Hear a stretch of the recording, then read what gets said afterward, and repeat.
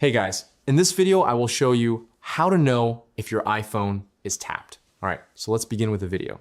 First, open up your phone app. And the first thing I would recommend doing is dialing *21# and hitting call. After dialing it, you'll be able to see a message that says setting interrogation succeeded. Under that, it will show voice call, forwarding, and whether all calls are disabled. You may also see data call forwarding disabled, as well as forwarding for fax and SMS. If somebody is intercepting your calls or messages, you want to make sure every option here is set to disabled. If they are not disabled, or you simply want to make sure everything is reset, then dial ##21# and hit call. After doing this, you'll see a message that says setting erasure succeeded. This means the phone is bringing all of these settings back to the factory default and removing any call forwarding or message forwarding that may have been active without your knowledge. The next thing I want to show you is how to make sure nobody is listening through your microphone.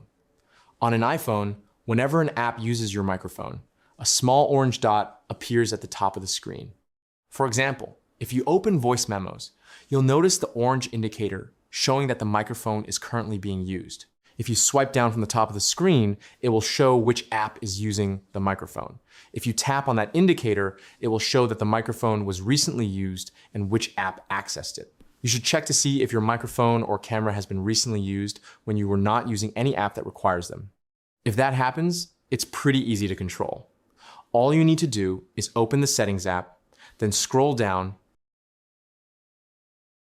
and go to Privacy and Security. Inside that section, tap on Microphone. Here you will see a list of every app on your iPhone that has permission to use your microphone. Go through the list carefully.